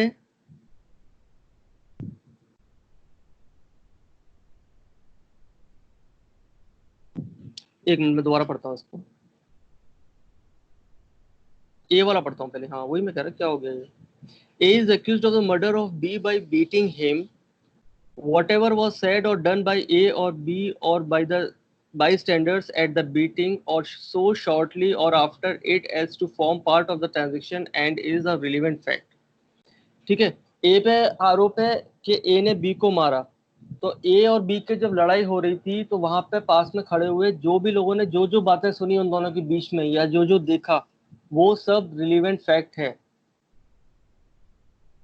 ठीक है, A is accused of waging war against the government of India by taking part in an armed insurrection in which properties destroyed, troops are attacked, and goals are broken open. The occurrence of these facts is relevant as forming part of the general transaction, though it may not have been present at all of them. ठीक है, ए पे आरोप है कि ए ने government के खिलाफ, government of India के खिलाफ विरोध किया, लेकिन ए ने उन सब चीजों में पार्टिसिपेट नहीं किया था जिनमें उनके गवर्नमेंट के मतलब आगजनी करी गई, पब्लिक प्रॉपर्टीज पे नुकसान पहुंचाया गया, लेकिन फिर भी वो आरोपी है क्योंकि उनमें से किसी भी एक चीज में अगर उसने पार्टिसिपेट किया था तो वो war against government, waging war against the government में, क्राइम में, ऑफेंस में वो माना जाएगा। ठीक है, भले ही उसने सब में पार्टिसिपेट नहीं किया था लेकिन किसी एक भी, इतने सारे कामों में से किसी एक भी चीज में पार्टिसिपेट कर दिया तो वो उसका वो ऑफेंस माना जाएगा। A sues B for a label contained in a letter forming part of a correspondence, letters between the parties relating to the subject out of which the label arose and forming part of the correspondence in which it is contained and relevant facts। चलिए इसको आप पढ़ लीजिएगा, कुछ खास नहीं है, लेकिन आप इतना याद रखना है आपको सेक्शन 6 में कि relevancy of facts forming the part of the same transaction. अगर कई सारे एक्ट एक साथ होते हैं जो कि एक ही ट्रांजेक्शन की वजह से होंगे तो वो सारे उसके क्राइम ऑफेंस माने जाएंगे, रिलेवेंट होंगे वो सब। जैसे कि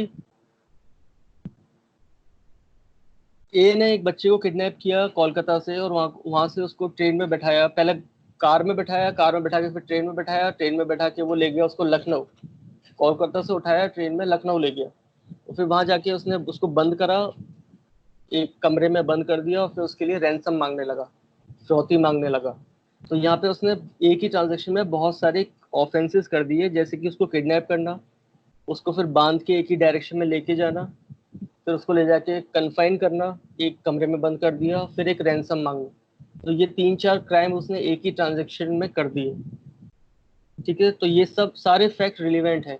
किसी ने देखा कि वो ये आदमी उस बच्चे को उस ट्रेन में लेके जा रहा था, किसी ने उस बच्चे को उठाते हुए देखा, ठीक है, और उसने ले आके कमरे में बंद कर दिया, तो इसमें से कोई भी अगर एक फैक्ट अगर कोर्ट में आ जाएगा और उन सबकी कड़ियां अगर जोड़ी जाएंगी तो सारे फैक्ट रिलेवेंट हैं। ठीक है, चलिए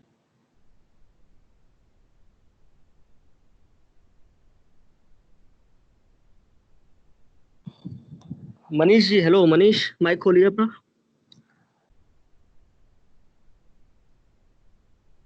हेलो मनीष, माइक खोलिए। Yes yes sir, yes sir, evidence act कब से लागू हुआ था? 1 सितंबर 1872। 1872। एक गया। विनय जी, हेलो। हाँ सर, पूछिए। सर, रिलेवेंट फैक्ट क्या होगा? ये किस सेक्शन में दे रखा है रिलेवेंट फैक्ट? ये सर 3 में। देखिए, सब लोग बिना देखे बताएंगे, ईमानदारी से बताएंगे, और जितना बता पा रहे हैं उतना ही बताएंगे, मतलब चीटिंग करने की जरूरत नहीं है, ना आए तो कोई बात नहीं, आ जाए तो रिमाइंड करिए बस माइंड में एक बार। यस, हाँ जी, सेक्शन 3 में सर। हाँ सेक्शन 3। हाँ, क्या है इसके बारे में? कुछ बता पाएंगे? रिलेवेंट फैक्ट कौन से होते हैं? relevant facts means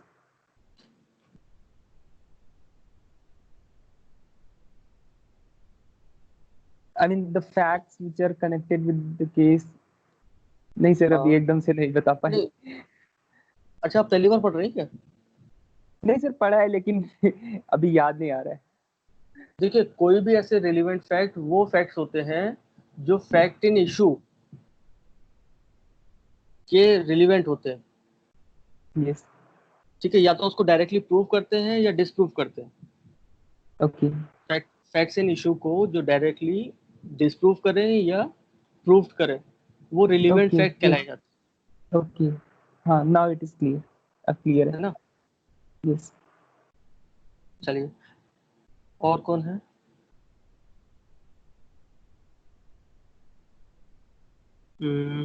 Rajesh ji. Hello Rajesh sir, mic खोल लीजिए जरा 1 मिनट। हाँ बोलिए। हाँ बोलिए। सर फैक्ट इन इशू क्या होते हैं? फैक्ट एंड इशू मतलब कोई इंसिडेंट होता है जो एग्जिस्टेंस से कुछ होता है, उसको फैक्ट ऑफ इशू बोलते हैं। लाइक कि अभी देखो, आप एग्जांपल रख दिया, अभी एक मर्डर हुआ है, आप एग्जांपल दिया कि पॉइजन में हुआ था, तो फैक्ट कैसे है? वो पॉइजन पहले 2 आवर के पहले कुछ लेके कोई आ रहा था क्या शॉप से, उसको भी फैक्ट एंड इशू भी बोल सकते हैं, उसका रिलेटेड होगा तो वो पॉइजन के साथ। और सर ये तो एग्जांपल हो गया, अगर आप डायरेक्टली बोलेंगे, आपसे पूछा जाएगा तो आप बताएंगे कि वो फैक्ट्स जो जिसको एक पार्टी तो हाँ कर रही हो, एक पार्टी तो चाह रही हो हाँ कि कोर्ट मान ले इन जी फैक्ट्स ना, को, yeah. One party is acceptance, is in another favour. party denied that fact. हाँ एग्जैक्टली, एक पार्टी तो उनको मान ले, कोर्ट से वो चाह रही हो कि कोर्ट ये फैक्ट मान ले, और एक पार्टी चाह रही है Yes, कि नहीं, कोर्ट इस फैक्ट को ना माने। yes, yes. Both ठीक are है, there. तो उन Yes, फैक्ट्स को हम लोग बोलेंगे कि ये फैक्ट्स इन इशू है, ये मेन मुद्दा है इन पूरे केस का। yes. अगर ये मुद्दे प्रूव हो गए तो केस प्रूव हो जाएगा, Okay. है ना। और ये किस सेक्शन में दे रखे हैं? Actual fact का issue actually section 5 में है हमारा। नहीं सर, फैक्ट्स इन इशू वो इंटरप्रिटेशन section इंटरप्रिटेशन है, section हमारा section 4 में है। नहीं सर, जरा ध्यान दीजिए और दोबारा। Fact and issue section 4 है इंटरप्रिटेशन में। सर सेक्शन 4 तो आपको याद हो तो उसमें तो वो था ना हमारा main, may presume, shall presume, conclusive proof, Sir presume, yes. Sir presume, may है ना। presume in section हाँ तो 4 4 में and तो section 5 relevance of section fact, section 5। हाँ, रिलीवेंस ऑफ फैक्ट नहीं, एविडेंस में be given of facts in issue and relevant fact, section 5 है ना। वो तो सेक्शन 6 है जो रिलीवेंसी बता रहे हैं आप। सर सेक्शन डेफिनेशंस कौन से सेक्शन में थी? डेफिनेशन था सेक्शन 3 में। सेक्शन 3 में, हाँ ठीक है ना। तो ये Yes, जो हमारा है फैक्ट्स इन yes, इशू है, ये हमारा सेक्शन 3 में, yes. ठीक है। Okay. और कौन रह गया? आदेश सर, आदेश सर, यस सर। आदेश यस कुमार, कैसे हैं आप? जी सर, बढ़िया। आप कैसे?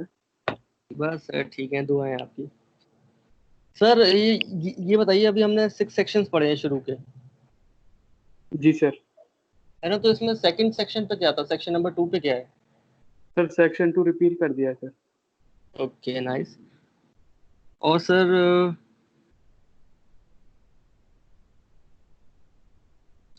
ये शैल प्रिज्यूम क्या होता है सर? सर सर ये शैल सेक्शन प्रिज्यूम 4, और हाँ सर सेक्शन 4 में है, सेल्फ प्रिज्यूम ये होता है सर कि हाँ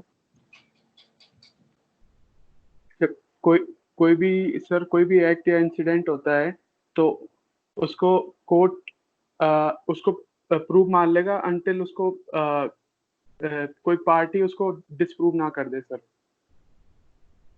हाँ, नहीं गुंजन सर, हाँ मैं जी, बोलूं? कौन, 1 मिनट में देखता हूँ। राजेश, राजेश। नहीं नहीं सर, नहीं सर, देखिए जो नहीं बोल पा रहा है उसको भी करेक्ट कराना है ना एक बार, ओके उसकी ओके लैंग्वेज सेट करानी है माइंड में एक बार। ओके सही सही। बताइए सर बताइए, आदेश सर बताइए। सर कोई भी फैक्ट होता है तो उसको सर सेल्फ प्रिज्यूम कोर्ट तब मानता है, तब उसको कोई भी पार्टी उसको डिसप्रूव नहीं कर पाती तब। ये शैल प्रिज्यूम बता रहे हैं आप? जी सर। जब कोई पार्टी उसको डिसप्रूव नहीं कर पाती। जी सर। सर हाँ चलिए, शैल प्रिज्यूम, देखिए शैल प्रिज्यूम होता है ये कोर्ट के ऊपर मैंडेटरी होता है। अच्छा, शैल प्रिज्यूम का है, ठीक है। और सर मे प्रिज्यूम और शैल प्रिज्यूम में कंक्लूसिव प्रूफ में क्या फर्क है? सर कंक्लूसिव प्रूफ तो लाइक कि पूरा एविडेंशियली प्रूफ है, लाइक कि किसी की डेथ हो जाती है तो उसकी कोई लापता हो जाता है, कुछ ऐसा हो जाता है और उसकी बॉडी वगैरह सब कुछ फाइंड हो जाती है, तो हम उसको कंक्लूसिव प्रूफ मान लेंगे कि ये पर्सन डेड है। तो सर ये हो ये जाएगा, बताइए, ये है ये कंक्लूसिव कंक्लूसिव प्रूफ प्रूफ में हो जाएगा। जी सर, जब वो कभी भी डिसप्रूव नहीं हो सकता, जो कभी भी डिस्प्रूव नहीं हो सकती। है ना, कभी भी जो मान लिया गया है वो फाइनल हो गया, ये कभी चेंज हो ही नहीं सकता। जो मर गया, जिसकी डेड बॉडी आ गई, जिसका क्रिमिनेशन हो गया, दाह संस्कार हो गया, वो कभी अब जिंदा हो ही नहीं सकता। जी सर, तो उसको हम जोड़ लेंगे कंक्लूसिव प्रूफ में। कैन नॉट बी लेकिन डिस्प्रूव। हाँ, कैन नॉट बी डिस्प्रूव, ठीक है। लेकिन जब अगर मान लीजिए 10 साल से वो लापता है तो हम उसको मानेंगे शैल प्रूफ में, जी सर, ठीक है। मतलब अगर 10 डेड बॉडी साल के बाद वो आ सकता है तो उसको हाँ फिर कंसीडर कर लेंगे। हाँ, 10 साल के बाद में पॉसिबिलिटी कहीं ना कहीं थोड़ी बहुत तो है ना, कि हो सकता है हाँ, आ जाए कभी, देयर इज सर्टेन पॉसिबिलिटी। है ना, तो उसको हम लेंगे शैल प्रूफ में, जी सर, ठीक है। और जी सर सर। ये एविडेंस लागू कब हुआ था? सर 1 सितंबर 1872। 1872, ठीक है सर। कोई रह गया क्या? सर एक बार मे प्रिज्यूम का भी बोल देना सर प्लीज। सर मे प्रेज्यूम में होता है जब कोर्ट के ऊपर उसकी बुद्धि पर, डिस्क्रिशन पर ये निर्भर करता है कि वो माने या ना माने। Okay sir. हेलो, है ना, जी सर, तब थैंक यू तब सर। तब कहते हैं मे प्रेज्यूम। ये कोर्ट की बुद्धि के ऊपर है। आपने कोर्ट के सामने दोनों पक्षों ने अपनी अपनी दलीलें दी, और दलीलें ऐसी हैं कि भाई कोर्ट के सेक्शन में लिखा हुआ है कि अगर इस टाइप के एविडेंस आएंगे तो कोर्ट मे प्रेज्यूम कर सकती है और शैल प्रेज्यूम कर, सॉरी, मान भी सकती है उनको, नहीं भी मान सकती है उनको। इसमें जी एग्जांपल है क्या हमारे पास? हाँ, वो तब तक उसको मानेगी या नहीं मानेगी जब तक कि वो डिस्प्रूव ना हो जाए, ठीक है। जी, थैंक यू सर। अरे सर क्या बात कर दी। कोई बचा अभी? दो लोग तो भाग गए बीच में, क्वेश्चन आते ही भाग गए। अब इनको मैं निकाल दूंगा। Hello ma'am, Arundhati ma'am, hello ma'am, mic खोल लीजिए, एक मिनट। हाँ खोलिए। मैम सेक्शन 6 समझा दीजिए हम लोगों को। सेक्शन 6 बोल रहे हैं relevance of fact forming part of some transactions. मतलब एक फैक्ट है जहाँ पर बहुत सारे नहीं, एक ट्रांजैक्शन है जहाँ पर बहुत सारे फैक्ट्स है, रिलेवेंट फैक्ट्स है, सेम हाँ जी, ट्रांजैक्शन बट फैक्ट्स बहुत सारे हैं। हाँ यहाँ जी, पर ठीक। बहुत सारे। देखिए मैम, हाँ, मैं इसको, आपने एकदम सही सही बोला और मैं समझ गया कि आपको, आप समझ गए, है ना। लेकिन मैं इसको अगर और सिंपल लैंग्वेज में बोलना चाहूँ तो मैं आपको बोलूंगा कि भाई, एक गुनाह करने के लिए इंसान बहुत सारे काम करता है, उसकी तैयारी करता है ना। अगर किसी को गन से मारना है तो जाएगा, कभी गन खरीदेगा या गन उठाएगा और मारने के लिए उसको जाएगा, ठीक है। उससे कहा सुनी करेगा, दो बातें करेगा, कुछ तो होगा ना, कुछ ना कुछ तो ऐसा होगा। ऐसा तो है नहीं कि अचानक से 1 सेकंड पहले वो दूसरे शहर में अपने घर बैठा था और अचानक से 1 सेकंड बाद ही उसने गोली मार के मार दिया। ऐसा तो होगा नहीं कभी। तो कोई भी ऑफेंस होता है, कोई भी फैक्ट एंड इशू जो भी होता है, उससे पहले बहुत सारे फैक्ट्स अपने आप बन जाते हैं, ठीक है ना। तो उनमें से हम किसी भी एक फैक्ट को प्रूव कर दें तो हम ये प्रूव कर सकते हैं कि भाई फैक्ट इशू को हम तब प्रूव कर सकते हैं, है ना। तो इसलिए वहां पे बोला गया है relevancy of facts forming part of same transaction, ठीक है। एक ही ट्रांजैक्शन में जितने सारे फैक्ट्स हैं उनमें से किसी भी फैक्ट को आप प्रूव कर दो तो वो रिलीवेंट हो जाएगा, है ना। वो हाँ, एक ही वो एक प्रूफ भी हो जाएगा। हाँ, अगर हाँ सही बात, एक ही ट्रांजैक्शन में से किसी फैक्ट को आप प्रूव कर दो तो वो फैक्ट कोई भी एक फैक्ट को प्रूव कर दो तो वो प्रूव हो जाएगा, रिलीवेंट माना जाएगा, हाँ हाँ। ठीक है। तो आज के लिए इतना ही सही है, सेक्शन 6 तक। अगर अगर कोई आपसे पूछे कि सेक्शन 6 में क्या है, तो आप बोल सकते हैं कि रेलिवेंसी ऑफ फैक्ट्स है in part of same transaction. ठीक है, okay sir, have a great day. Okay sir, thank you so much. और मैं उम्मीद करता हूँ आप सब लोगों को थोड़ा बहुत तो समझ में आ ही गया होगा, आज कुछ मेहनत यस वसूल सर, हुई यस होगी सर, सबकी। Yes sir, thanks. Okay thank you sir. Okay sir, thank you so much आप सभी का। चलिए कल मिलते हैं इसी वक्त फिर, और यस इनको यस, अच्छे से इसको अच्छे से पढ़ लीजिएगा, और जो छोटे छोटे पॉइंट्स हैं उनको याद बार बार रिमाइंड कर लीजिएगा कि भाई कब हुआ था 1 सितंबर 1872 को। राइट। ठीक है। या और अच्छा, Yes. एक क्वेश्चन तो मैंने पूछा ही नहीं, जो पूछते हैं अक्सर इसमें, कि मतलब ये एविडेंस एक्ट कहाँ पे नहीं माना जाता। आर्मी एक्ट स्पेशल कुछ एक्ट होगा तो नहीं मान सकता है, मतलब उसको दूसरा कुछ तो है। Army, novel, air and arbitrator. Sir Arbitration arbitrator में नहीं माना जाता सर। हाँ, आर्बिट्रेशन नहीं माना जा सकता है, और कुछ आर्मी और डिफेंस का कुछ एक्ट अलग तरह से तो नहीं माना जा सकता है। हाँ, और अगर कोई पूछे कि कोर्ट्स कौन सी होती हैं, तो आर्बिट्रेटर की कोर्ट नहीं होती, पता है आप लोगों को? जी सर। हाँ, just like meditation is like privately they are disputing outside court. जहाँ जजेज जो एविडेंस ऑथराइज जो पर्सन कलेक्ट करने के लिए और प्रॉपर Exactly. ये सारे सर।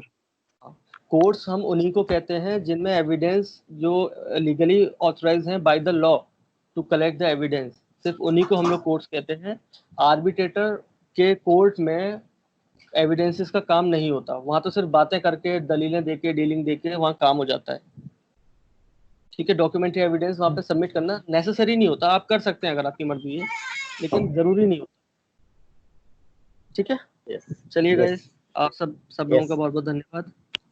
ओके, कल मिलते वेलकम हैं। या most welcome. Okay, hello hello, हाँ जी। सर, ये शॉर्ट टाइटल में जो एक लाइन है इसका मतलब थोड़ा सा मैं कंफ्यूज हो रहा हूँ। ये जो लास्ट लाइन है ना sir, but not to affidavit presented to any court और officer, not to proceedings before an arbitrator. Sir affidavit का मतलब एफिडेविट का थोड़ा सा ये बता दो सर, एफिडेविट किस सेंस में does not apply to affidavits. अच्छा सर, देखिए होता क्या है कि एफिडेविट्स जो है आप लोग मतलब ये बात सही है, पहली बात तो ये बात सही है कि एविडेंस एक्ट जो है वो एफिडेविट्स पे लागू नहीं होता है। ठीक है, वरना अंदर कई कई जगह बात कही गई है कि हम लोग जो एफिडेविट देते हैं, मतलब कोई भी बात जो हम साइन करके देते हैं, वो एक लीगल डॉक्यूमेंट होता है।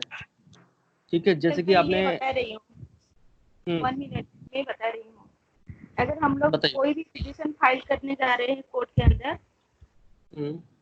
तो वहाँ पर एक पैराग्राफ होता है जहाँ पर एफिडेविट लिखा जाता है, एफिडेविट देना पड़ता है ना।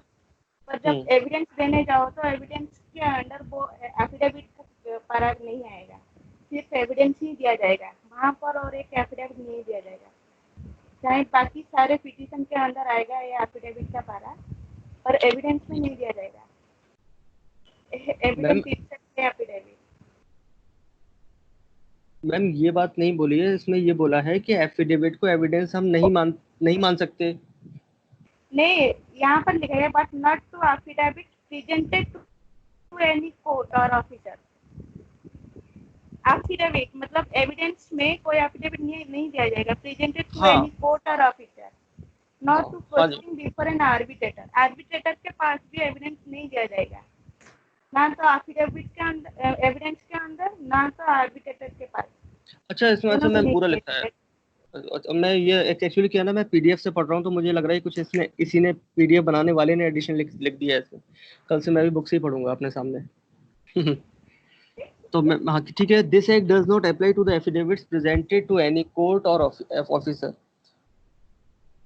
मैम देखिए इसमें बात यह है कि एक मिनट मैं समझाता हूँ जरा, मैम मेरी बात सुन लीजिएगा और सही या गलत हो तो बताइएगा, है ना, करेक्ट कर दीजिएगा इफ आई एम रॉन्ग। देखिए मैम होता क्या है कि एफिडेविट में आप कुछ बात कहते हैं और आप नीचे उसका सत्यापन करते हैं। ठीक है, कि मेरी जानकारी में ये बात सच है और मैं इस बात को स्वीकार करता हूँ, और अपने साइन करते हैं कोई भी फैक्ट्स को।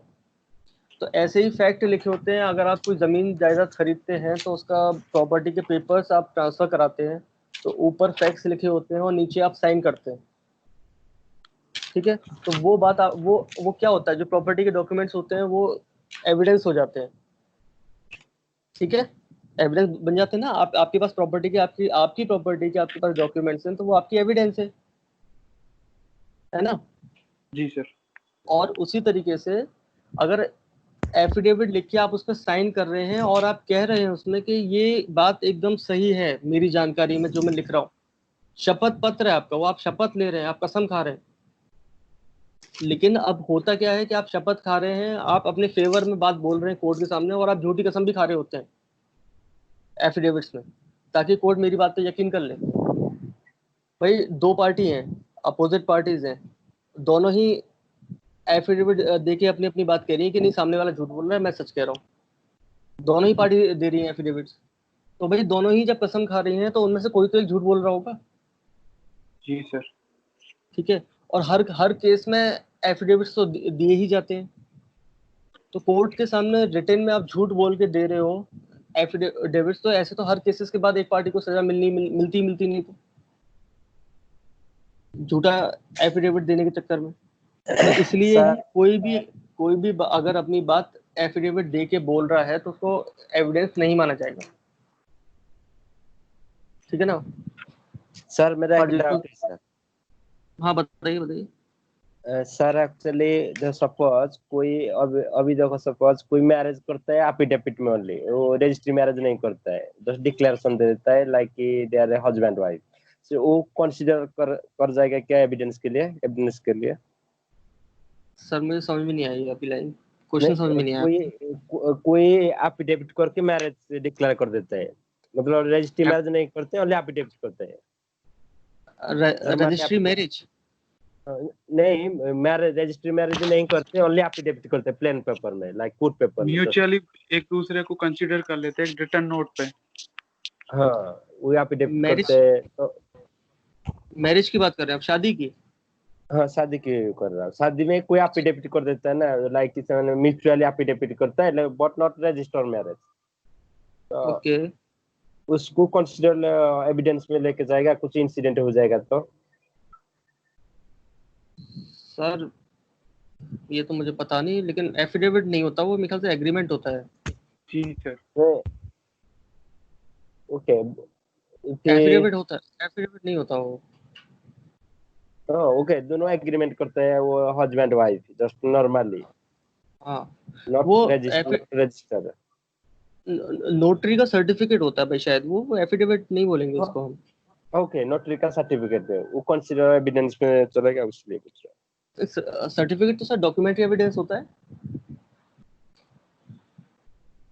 कोई भी सर्टिफिकेट होगा वो तो डॉक्यूमेंट्री एविडेंस है, और उसमें विटनेसेस के भी साइन होंगे दो, तो डॉक्यूमेंट्री एविडेंस आपका प्राइमरी हो जाएगा, फिर वो उससे मेन एविडेंस हो जाएगा। यस, तो वो तो हो गया, बट जो रजिस्ट्री मैरिज का क्या है मीनिंग, लाइक अभी वो सपोज सब आदमी तो ऐसा करके मैरिज सर कर आप देगा, तो रजिस्ट्री मैरिज का क्या जरूरत है? रजिस्ट्री मैरिज आप करवाते हैं, और रजिस्ट्री मैरिज वो देखिए वो क्या होता है, कानून के सामने हो रहा है वो। ठीक है, और आप यहाँ पे क्या कर रहे हैं, आप यहाँ पे शादी पर्सनली कर रहे हैं, उसके बाद जाके उसको रजिस्टर करवा रहे हैं, एफिडेविट उसका बनवा रहे हैं, डॉक्यूमेंट तैयार करवा रहे हैं, है ना। और उस केस में क्या है कि वो रजिस्ट्रार के ऑफिस में आपका वो खुद देख के अपने करवा रहा है सब कुछ, उसके रजिस्ट्रार के रजिस्टर में चढ़ेगा ऑफिस में ये बाकायदा, हाथ के हाथ। ओके, ठीक है ना, और उसी रजिस्टर में विटनेसेस के भी साइन होंगे हाथ के हाथ। और ये आप क्या कर रहे हैं, ये शादी होने के बाद जा रहे हैं विटनेसेस को लेके कि हमारे संग चल के ये तैयार करवा दो हमारा डॉक्यूमेंट सर्टिफिकेट। उसको सर मैरिज सर्टिफिकेट कहते हैं, वो एफिडेविट में नहीं होता शायद, वो मैंने तो सुना नहीं कभी एफिडेविट होता वो सर्टिफिकेट बनता है, एफिडेविट नहीं बनता उसका, है ना। ठीक है, वो सर्टिफिकेट बनता है, राइट। हाँ, एक तो मेरे ख्याल से नोटरी का बनता है, और एक वैसे मैरिज सर्टिफिकेट बनता है अलग से। सपोज कोई तरह लाइक कि कोई हमारा जो सेरेमनी है, रिलीजियन सेरेमनी से मैरिज नहीं करते, कोर्ट जाते हैं, रजिस्टर मैरिज नहीं करते, जाके नोटरी को बोलते हैं एक हम दोनों मैरिज करना चाहते हो, एक लिख दो प्लेन पेपर में, कोर्ट पेपर में। हाँ तो वो भाई विटनेस होने चाहिए ना साथ में, अगर विटनेस होंगे वो तभी वो भी साइन करेगा, नोटरी वाला जो ओथ कमिश्नर होता है, नोटरी बनाता है जो फाइनल करता है उसको, वो भी तभी साइन करेगा जब उसके सामने आप विटनेस लेकर आओगे। ओके, विटनेस भी लेके आ जाएगा आपका। लेके आ जाएगा भाई, यहाँ नहीं लेके आना विटनेस। नहीं, नोटरी में। हाँ मैं क्या बोल रहा हूँ, मेरा क्वेश्चन है वो वैलिड होगा कि नहीं एविडेंस में, वही मेरा क्वेश्चन है। अब नहीं होगा, नोटरी में भी उठ चुका है। सर आप दोनों जानते हैं क्या एक दूसरे को? साहू साहू? नहीं नहीं, मुझे नहीं पता ये कौन है। ये इनकी भी लैंग्वेज आपकी जैसी है। सर आप कहाँ से हैं? राजेश जी? मैं उड़ीसा से हूँ। हाँ देखा ना, उड़ीसा कहा से था कहाँ मैंने। से हो? दोनों ही उड़ीसा से हैं। उड़ीसा में कहाँ से हो? मैं अनुगुल। अच्छा अच्छा। आप कहाँ से हो? मैं गंजाम डिस्ट्रिक्ट से हूँ, कटक में रहती हूँ। आप कटक में रहते हैं, ओके ओके ओके। जी sir, thank you so much, अच्छा लगा सर आज का सेशन। ओके सर, थोड़ा सा और बैठेंगे कल पढ़ के अच्छे से रिवाइज करके, जी सर। ओके है ना? सर, और जी सर। और कल आज से ज्यादा पढ़ने की कोशिश करेंगे, हम लोग ज्यादा याद करने की जी कोशिश जी करेंगे, यस यस। है ना? और जी, और हम लोग कोशिश करेंगे कि 20 दिन के अंदर एविडेंस हमारा पूरा कंप्लीट हो जाए, सब याद हो जाए हमें। जी सर। जी सर, जी sir. Okay sir, bye all of you. Okay, bye. जी सर, सेम टू यू।